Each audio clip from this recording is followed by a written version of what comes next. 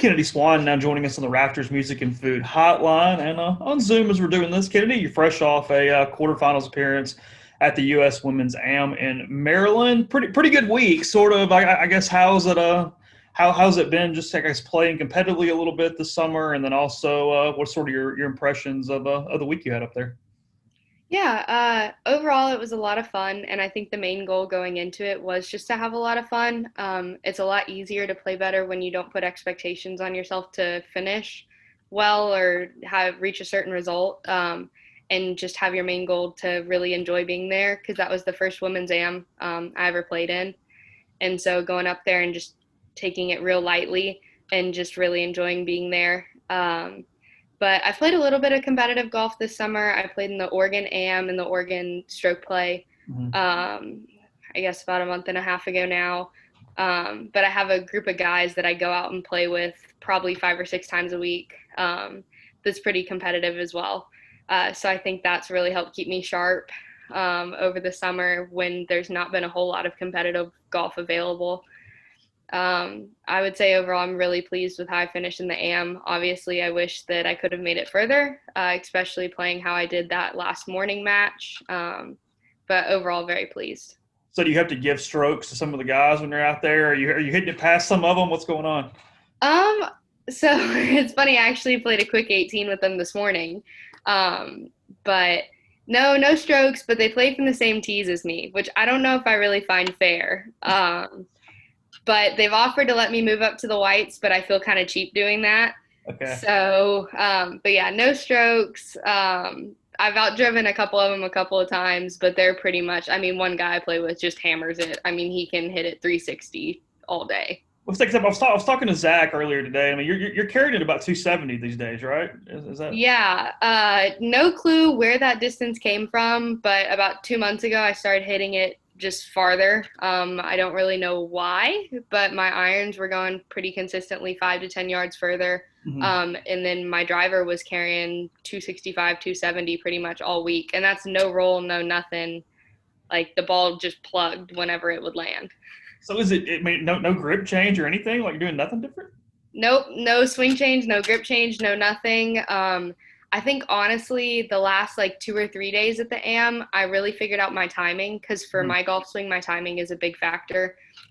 Sometimes my hips get a little quick or a little slow. And so I kind of slowed my hips down a little bit and let my hands catch up. And I think I started hitting it dead in the center of the face. But if you talk to Zach, he probably told you that I have a pretty strong grip. Yeah, he Yeah. did. Yeah, yeah, yeah. Yep. Yep, I have a pretty strong grip, so I mean, I think that definitely helps with my power, but I also utilize the ground pretty well. Because I mean, you're 5'2", 5'3", something like that. But well, I used to be 5'2", but I'm pretty sure I'm shrinking now because I measured myself over Christmas and I'm 5'1". So, So you obviously get through stroke play in the women's am, you get into match play, and you talk about taking it lightly, but going to bed the nights before match play as that thing starts progressing. I mean, does it change a little bit? I mean, you had to start feeling it a little more at that point. oh, for sure. I mean, well, and it's funny because it actually almost worked backwards for me. So you talk about how you keep going in the tournament and it keeps getting more and more pressure and more stress and Mm-hmm. um, I felt pretty nervous the first day of stroke play, and then the second day of stroke play, not too many nerves. Just knew that I needed to go out and have a really solid day. Knew what I needed to do and accomplished it. And then that first day of match play, I wasn't very nervous until about 12. And for some reason, right around there, the nerves started kicking in. It started hitting me like you're in match play at the women's AM. Like this is a pretty big deal. And the last 3 holes, like my hands were shaking.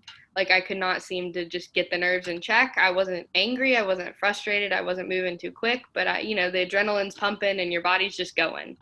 And then the second day, it didn't really hit me until like the last, putt or two that I had. And luckily I just had a 2 putt to win the hole from like 6 feet. So it didn't even really matter. Um, and so I definitely was a little bit nervous, but again, I think that keeping it light and just realizing that you're there in the first place. And my goal going into it, besides keeping it light, was I just wanted to make it to match play. If I Mm-hmm. can make it to match play, that's awesome. I have a pretty good track record with match play. And so if I could just get to there, then we'd just see what happens. What do you like about match play? What does it for you? I think the fact that I'm competing against someone and I have like a known competitor, as opposed to in stroke play, you're playing the course and it's just you versus the course. You're not necessarily going head to head with someone else. In match play, you know exactly what you need to do. It doesn't matter if you win the hole making a 10, or you could, I mean, I had one hole that I won on 16. I won with a bogey. I made a 20-foot bogey putt. And I was thinking that I was going to lose that hole, and then she three putted from 6 feet. Mhm. So it's not like, it's all on you. You have someone else that can screw up too. But if you're playing in stroke play, the golf course isn't going to screw up. What are nerves in a USAM event or something like that compared to SEC tournament finals, regionals, and like things that are more team based? I mean, is to me in some ways the team would be a little more nerving just because you're other people counting on you as well. I mean, you're letting yourself down, but it feels like you're playing for 4 or 5 other people as well. Yeah, I guess it goes both ways for that, because there definitely is the aspect of the team that if you mess up or you screw up, then you're not really doing your part and you're letting the team down. But there also is that team aspect. And I feel like if you have a really good team chemistry, that the team's got my back.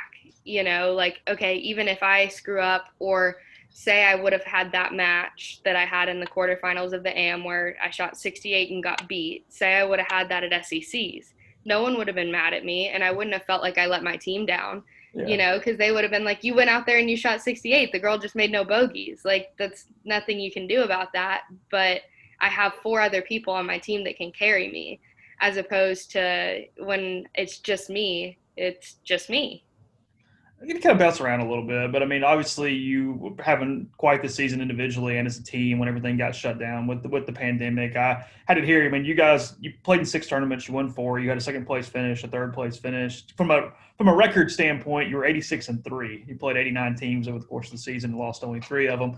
Um, Take me through those few days as everything was kind of in flux. Where had you guys been? Were you playing right before that? What's it like when you find out what's going on, and then how long before sort of the shock wore off? Because I mean, I cover baseball pretty much every day, and I've talked to several people over there. But they went, "Hey, it took weeks to even realize, hey, this really did get stopped." So what was sort of that week like for you? Well, I mean, we felt really good going into the spring, and we had a little bit of a slow start in Florida, but we still managed to win. But I know as a team, we still wanted to play a little bit better. Just because you win doesn't mean that you can stop pushing. Um, and so we're in Augusta getting ready to play. I think it's Champions Gate, the course that the first 2 rounds of the ANWA are at before it moves to Augusta. Right. Because my teammate Julia Johnson got into that, so we're getting ready for a practice round there. And the first time was in the Publix parking lot. We were sitting there, and we kind of had heard whispers that they were maybe thinking about canceling the tournament, but everyone was already here. We didn't think it was actually going to happen. And honestly, at this point, I'm pretty sure everyone thought COVID was a joke. Like, I hate to say it, but Mm-hmm. no one really understood how serious it was. And so we're sitting in the van, and they're like, all right, they called the tournament. And then we drive to the course to go get ready to play the practice round. And they're like, all right, they called the season. The rest of the season's canceled. And I mean, I dropped to the ground and started bawling. I mean, thinking that everything was over, especially being my senior year and how well I was playing and the goals that I had. I mean, my goal for the spring was to get into the top 50 of WAGR to try to get exempt into stage 2 of Q school.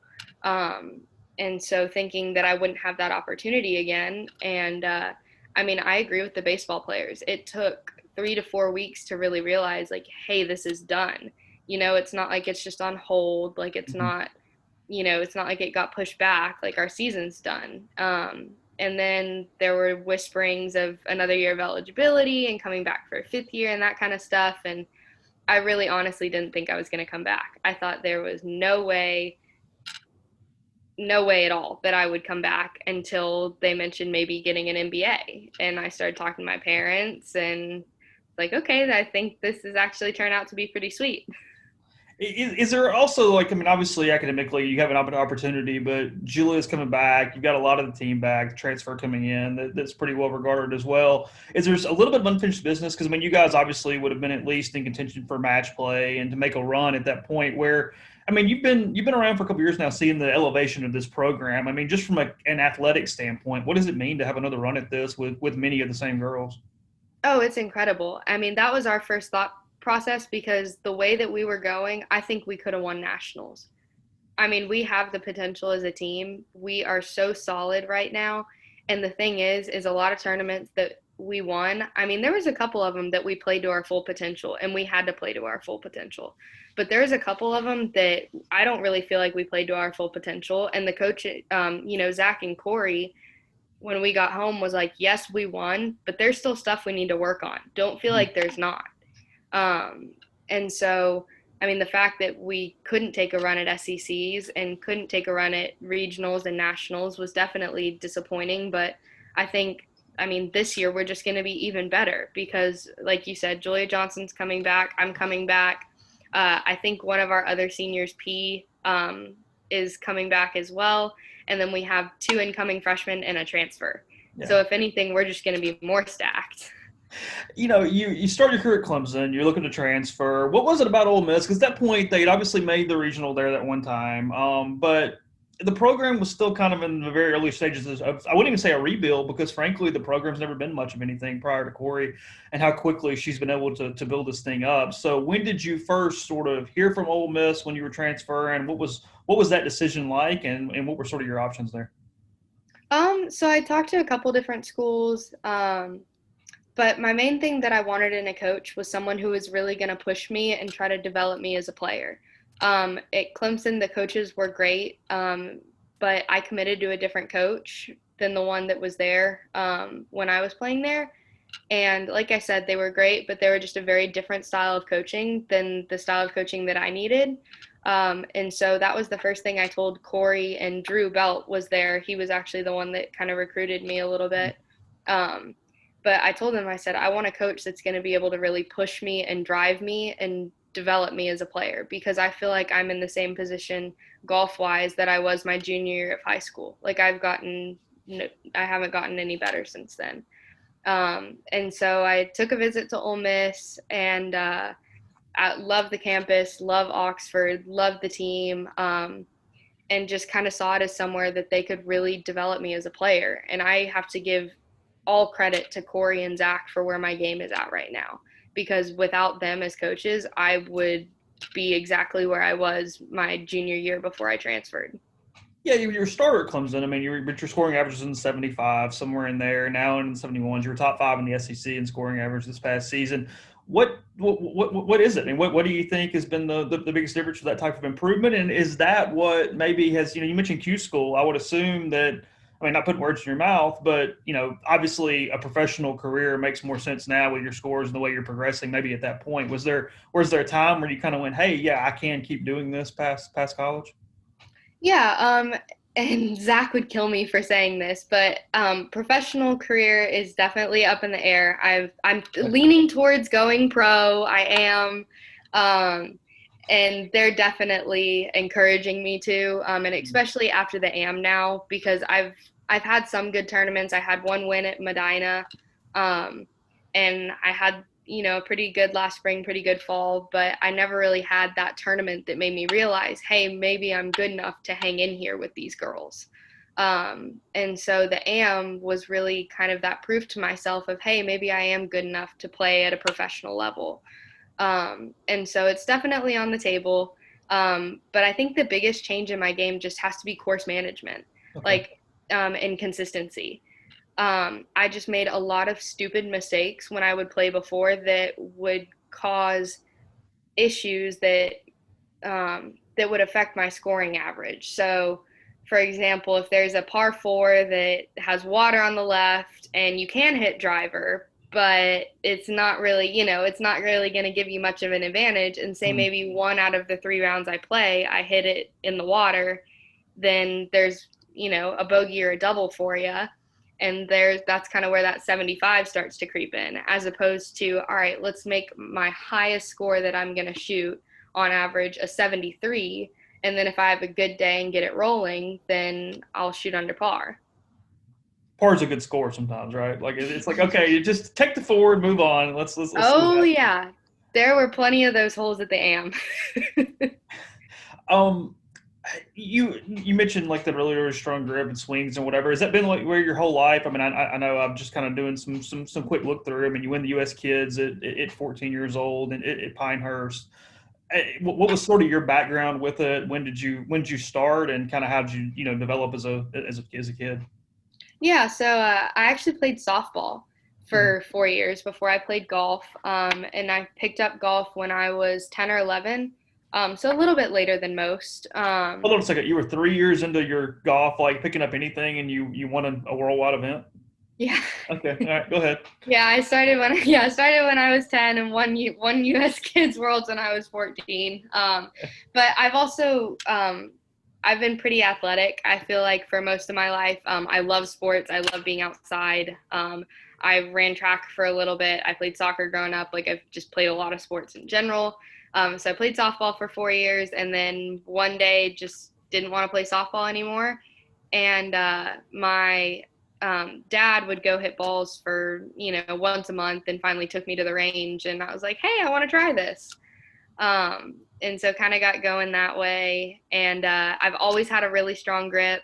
Always had a little bit of a funky swing, little bit of a funky putting stroke. My swing is really timing based, but if I practice and play a lot, it allows me to hit it farther without missing too far left or right. Um, but I definitely do get a lot of crap from everyone about my grip. It's actually funny if you ask me to roll my hands over on top of the club like a normal grip, I can't Uh, hit it. Like I miss the ball. really?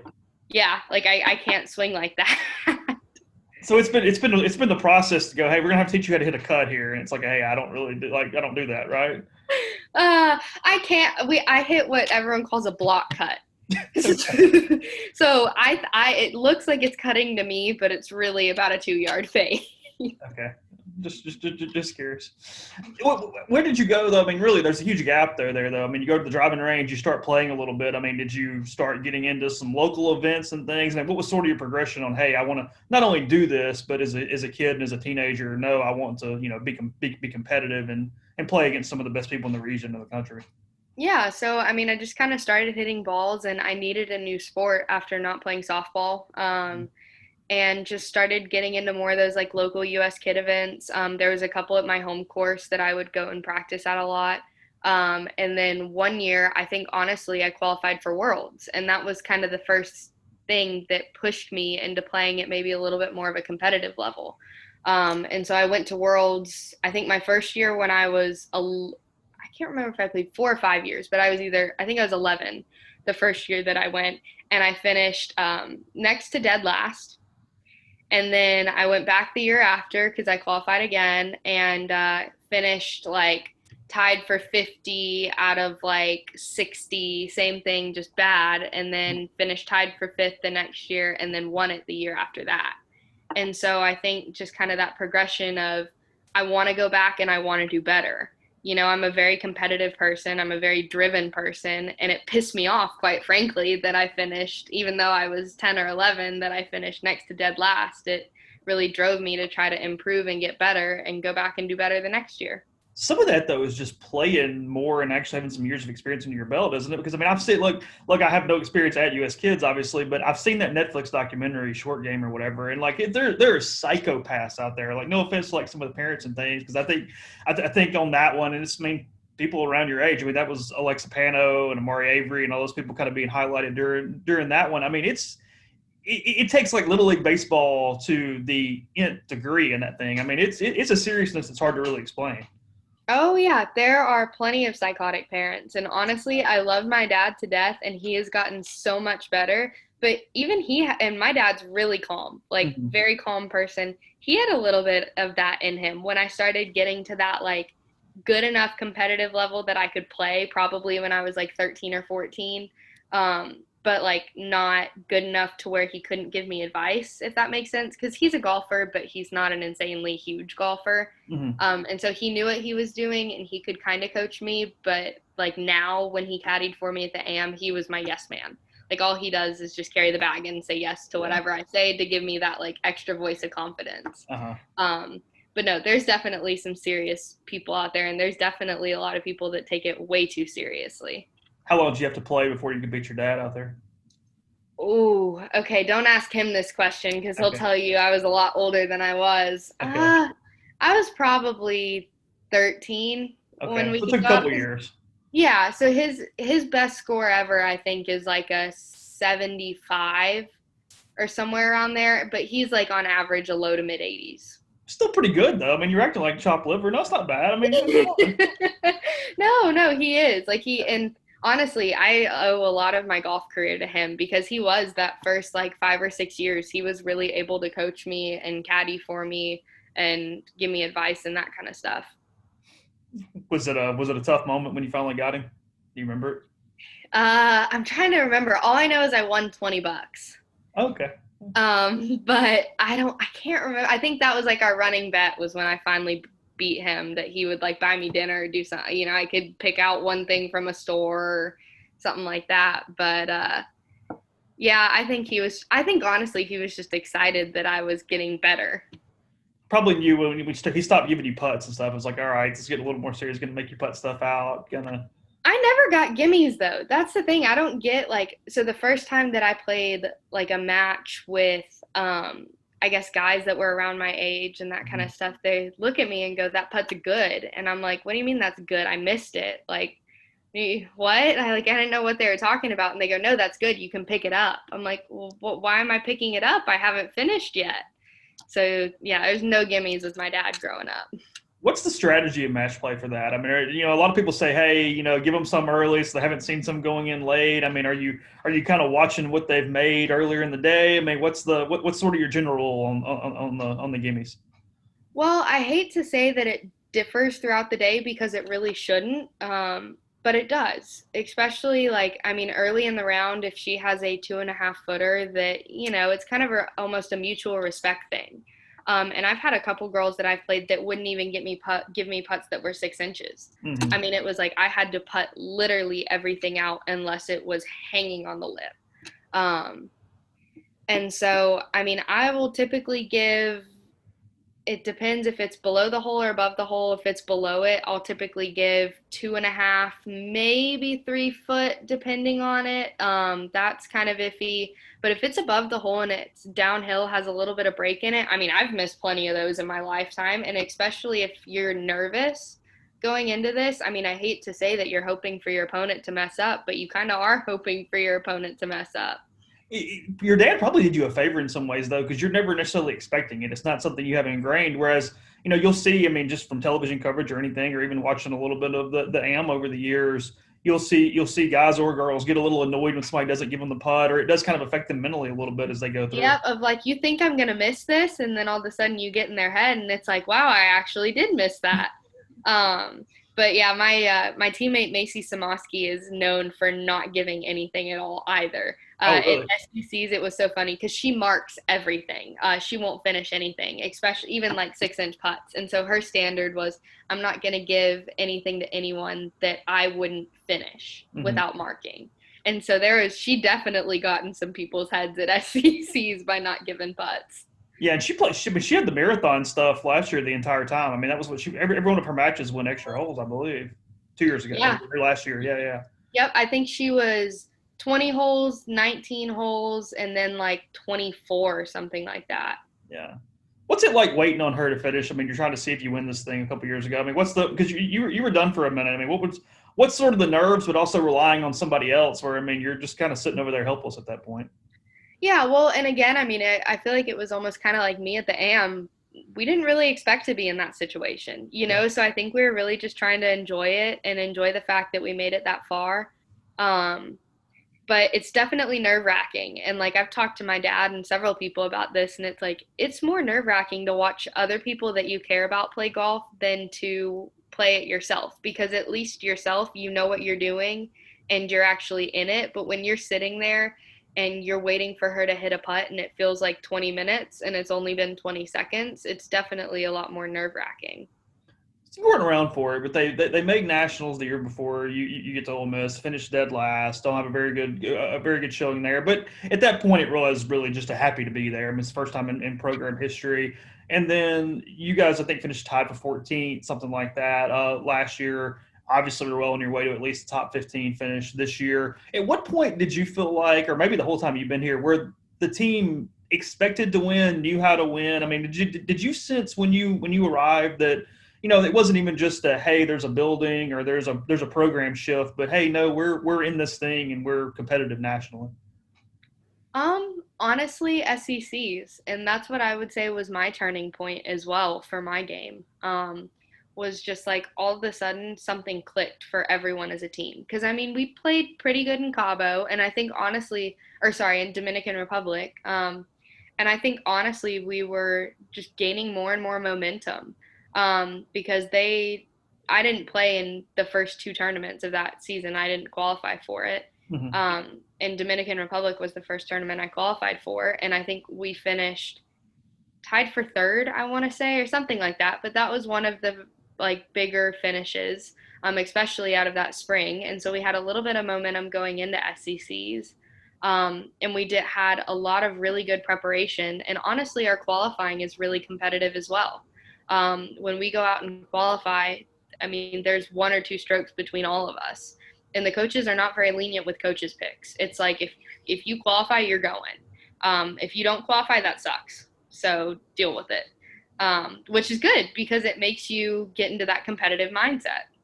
Yeah, that's what I was going to ask you. So, I mean, there's no leeway. I mean, if you have a, I mean, how many rounds does it take to qualify? I mean, how many rounds do you guys play, and how much sample size is there for these things? I guess it depends on how long we have before each tournament. I think the most intensive qualifying we have is going to be that first like month back before our first tournament.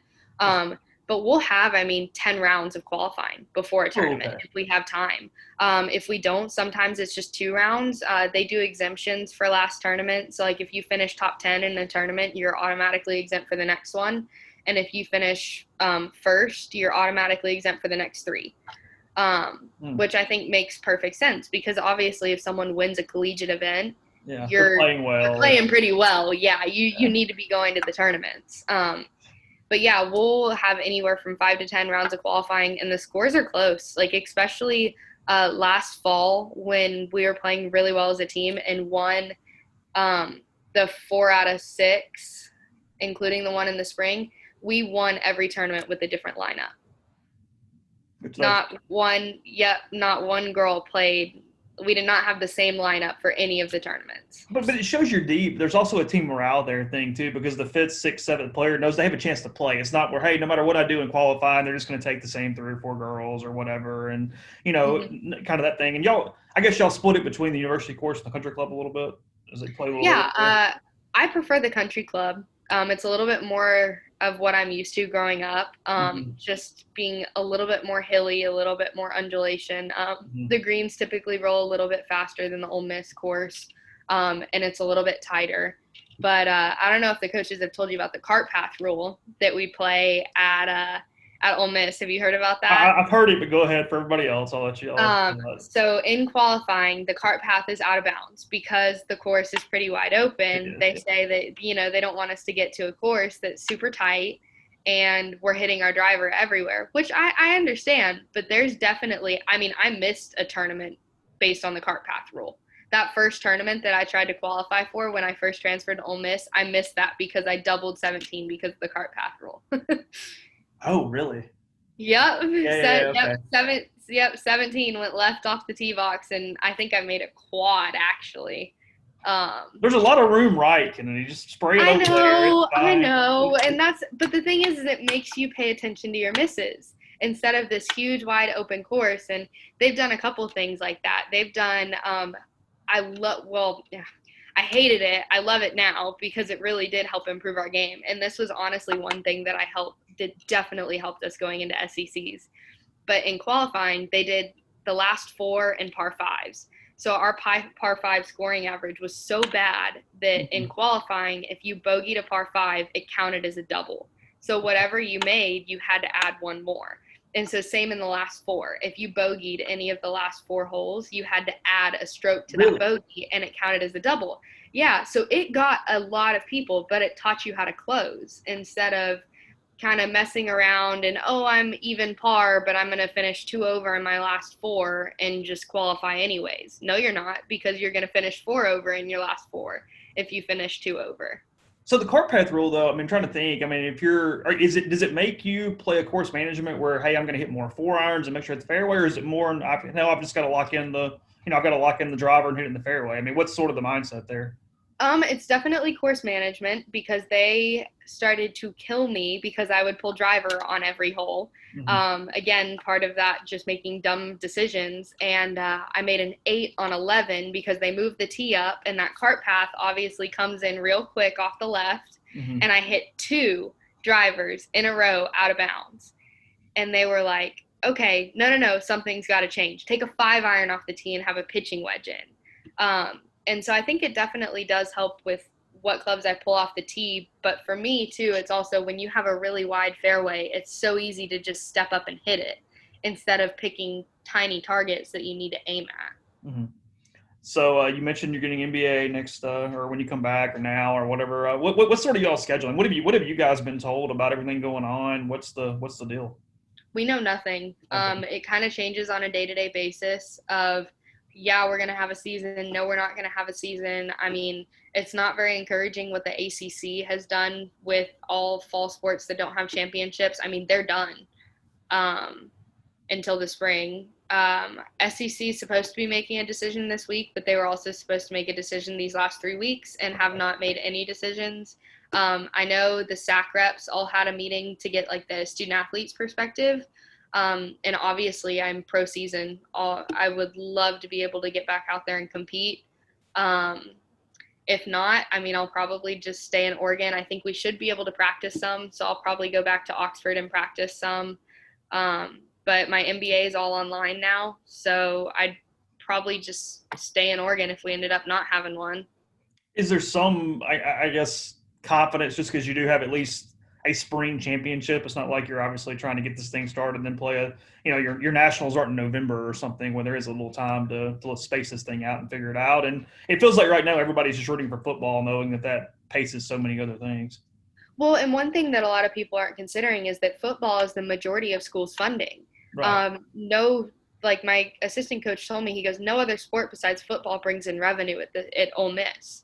And I mean, I'm pretty sure that's true for almost all schools. You know, football is really the only sport that brings in a lot of revenue. And so, Basketball for a little bit, but that's even more in danger because it's inside right now. We don't know what that's going to look like.